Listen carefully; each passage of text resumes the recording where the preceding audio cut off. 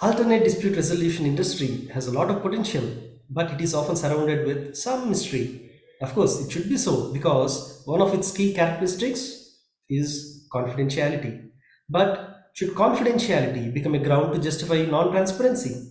Let's consider these and more questions in this series where Dr. Reddy interviews various practitioners, neutrals and veterans in this ADR industry. I am Dr. Pradeep Reddy. I have a degree in engineering and law, and I'm a practicing arbitration professional. Welcome to this video series. Now let's bring in our guest for today, Mr. Samir Shah. Hello, Mr. Samir, and thank you for joining us. So before we get started, can I request you to kindly introduce yourself? Thank you, Doctor, for giving me this platform and opportunity to share my thoughts about a very passionate subject of myself, which is arbitration and dispute resolution. A brief introduction. I am a qualified lawyer from India, an arbitrator, mediator, trainer, and a teacher, and coach into ADR as such. So of late, I have focused more on dispute resolution. So I am an ADR professional and a practitioner.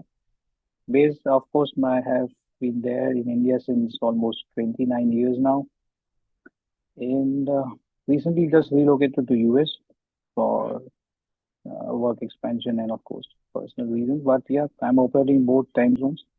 And ADR, of course, as I said, is my passion, and I'm more focused on supporting and mentoring the young generation who would like to come into this field and guide them. That's the brief introduction, I would say. Very well. So let me ask you a question from what you said. Why did you choose to become an ADR person from being a lawyer? Good. I think there's a very close connection when you are a lawyer and when you become an ADR professional. The connection is the human touch, the communication with human relations. Even if you are a lawyer, you have to have that communication daily, on daily basis, when you are interacting with your client. And but the difference, I would say, a sort of difference between the two is when you are acting as a lawyer, you are just concerned about your client's interest and win and lose, loss as such. And you're not bothered about whether your client, I mean, of course you are, but in a way, it's just part of the usual practice. Whether you win or lose, it doesn't matter. You would say that I put in my best of the efforts. Matter ends there. When you are an ADR professional, I think your thought process, your way of looking at your outlook changes. It broadens up because you're not only looking out for your client's interest, but you're looking also for the other side interest. In a way that there is a win-win situation at the best. Well, of course, it's more amounts to a mediation or conciliation part, but I think that's the starting point, even in an arbitration. And that's what I also personally follow when I sit as an arbitrator. So that's, I think, is the main difference is your outlook towards dispute broadens up. It changes to be to try to arrive at the best solution for both the parties. Now, I keep hearing the word ADR, professional, rather than arbitration. So, Yeah. why do you keep referring to ADR rather than arbitration? The thing, yeah, that's also an interesting question. It's a debatable issue, which is still the debate is still going on across whether a person can wear different hats. Many people say that if you are a mediator, you cannot be an arbitrator. Somebody says that if you're an arbitrator, you cannot be mediator. To me, honestly, it doesn't changes. It doesn't matter because it's up to a person how you infuse yourself in that particular position. I mean, the question of neutrality, confidentiality, um non-bias, everything is there in both arbitration and mediation, or for that matter, the ADR process. But I have been doing successfully, with God's grace, both the roles as a mediator and as an arbitrator.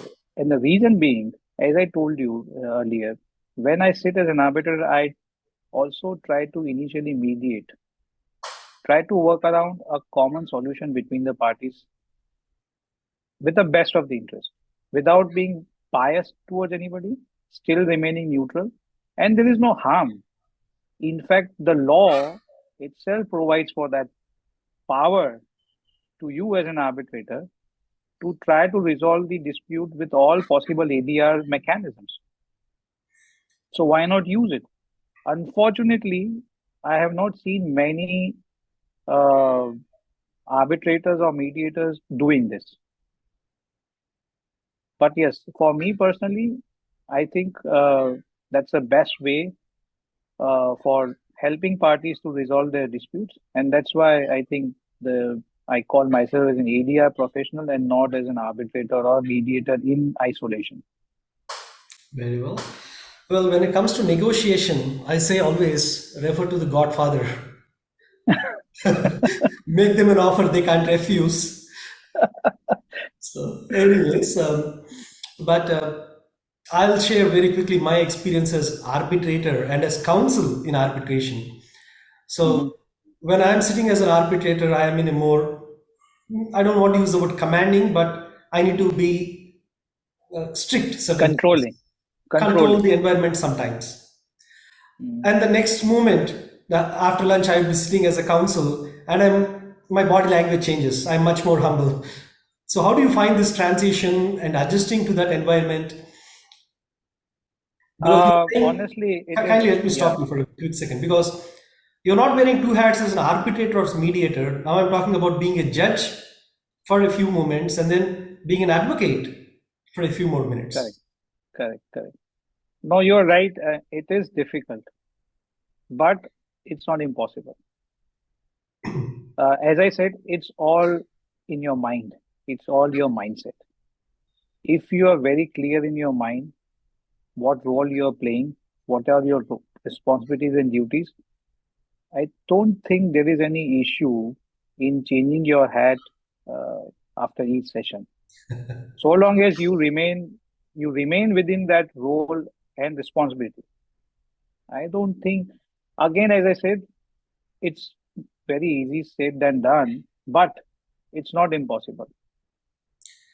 Fair enough. And before we move to the big question, I have one, again, that's another big question, but I would request you to kindly limit it to a minute or so. How do you find ADR to be different in India versus foreign countries, let's say US? Interesting.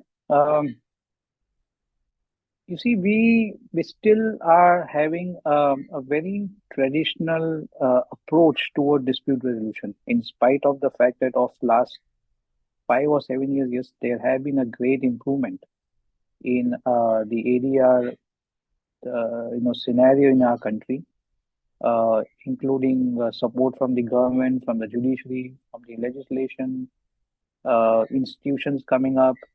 But still, we still lack that professional mindset approach towards dispute resolution. What I have seen outside is they are very focused, very professional, and accountable to what they are doing. To a larger extent, I don't find it in our country as of now. But as I said, there is an improvement. The process has started, especially the young generation of the practitioners. They have exposure to both international processes, and that's helping them to, and in a way which helps the whole system in our country. So I am sure within next 5 to 10 years, uh, there will be a huge improvement in the overall system, so that we become at par with international standards. One quick observation about my observations again in India is that in arbitration, when your claim is for, let's say, 100 crores, no arbitrator is willing to, at least, let me be, take it back and say that most arbitrators would not be willing to give you that 100 crores, even if you had a 100% genuine claim. So the mindset is to let's give them 50 crores and they should be happy about that. Now compare that to the US. How do you find it there? Well, as I said, the issue, see, it's a very intricate, you know, circle of various issues and reasons why we have the system as of now. One of the larger issue is about the trainings, I would say. Unfortunately, in our country, in spite of having a very robust system of law and regulations, we are still depending to a larger extent on retired judges as arbitrators. And that gives a sort of a hindrance to the other equally qualified and in many cases more qualified and experienced people to come into this field. So that is one of the main issue, that trainings, because with trainings you get that kind of an exposure and your approach, overall approach towards dispute resolution changes. And that's exactly what is there in international arbitration. Why these countries are not looking to India or not making India as a seat in why our own people, our own parties, our own companies or individuals are going outside for arbitration. The reason being they don't trust our own system. So we need to build that up. And how you build it up? You build it up with the credentials of the person sitting as an arbitrator. Well, I guess we That's this is just a one. This is just one. As I said, there are so many reasons. This is just one I've discussed about. now karma siddhanta is a different story. We'll go there some other time. But now for the main question, I know that you are founder of the ADR bar. Mm. So what is ADR bar? Does it mean that somebody has to leave their advocate practice and become a ADR bar, or can they be dual? And what is the need for ADR bar? Many questions popping in my head. Kindly take your time and Correct. explain. No, that's good that you have raised this question, and it's very pertinent. And it actually relates to your last question. Why ADR bar? What ADR bar is all about? You see, you this is a effort or initiative from my end to at least try to revamp the whole system of ADR in our country. A small effort, I would say. And and therefore, what I have done in ADR, if you have gone through, I would say that please visit the website. It's adrbar.com, and you will find our mission and vision statement. And this is the vision, as I just told you, to revamp the whole system of ADR in our country, so that India becomes the hub of international arbitration or ADR for that matter. And keeping that in mind, what I have done is I have brought on single platform all those professionals from different backgrounds who are directly or indirectly have some kind of role in ADR. So it's not lawyer centric. It involves people like you who are engineers, expert in your respective subject field, but also knows about arbitration. And they would be a very valuable asset to resolve a dispute, let's say in a construction dispute. Yeah. So people like you, we have engineers, we have chartered accountants, company secretaries, lawyers, mediators, arbitrators, insurance expert, media expert, IP. So you name it, all those who have some role to play in ADR in their respective way. I brought them on a common platform. And then I also brought on this platform the beneficiaries, representative of the beneficiaries, who are the industries, the corporates. So we have corporate councils, in-house councils, we have industries representatives to try to bridge together these two parties and revamp the whole system. That's the basic purpose of ADR. But there is no need for a lawyer to just take off the court when it's in ADR. But of course, that is expected because, as I said, it's a different mind game when you are in ADR as a lawyer or as an arbitrator or mediator. But yes, all are welcome. Whatever you want to achieve with this platform, please use this platform. It's for everyone. So does somebody get referred cases if they are on this platform?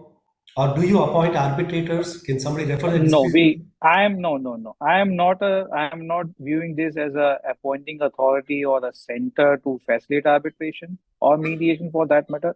I am doing this as a kind of a organization to where people through their own thought process try to contribute to the system for the benefit of the system, I would say. Uh, so it's not, we are not appointing anyone, we are not facilitating arbitration, but we are inculcating that culture of ADR within the members and through the members in the whole system. It's more of a crowdsourcing, learn and teach or exchange Yeah. views. Sort of, you can say an academy or a center of excellence, just basically to revive the whole system, which is, going downwards as of now. Of course, we see improvements. We have seen and we are seeing continuous improvements. But yes, there's much more to be done. I'll add one quick joke over there and we can end the meeting. I shared this in one or two platforms earlier. A father asks his son, a small school going kid, what is 6 times 6? The boy says 37. The father is very happy and says, very good, and gives me a chocolate. So the father's friend asks him, 6 times 6 is 36. Your boy said 37, still you have praised him and given him a chocolate. So the father says he improved a lot. Earlier he was in 40s, now he's moved much closer to 36. So yes, progress we are definitely making, but we are not there yet. And I thank you for your time, and especially the adrbar.com. That's a wonderful initiative, and thank you for your time. I know 15 minutes is not sufficient to cover the depth. We didn't even Yeah, scratch I the know. surface, but thank you. Maybe we can catch up some other time. Sure, sure. Thank you. Thank you, doctor. Thank you so much. It was an honor and I really enjoyed. But yes, 15 minutes is too little time.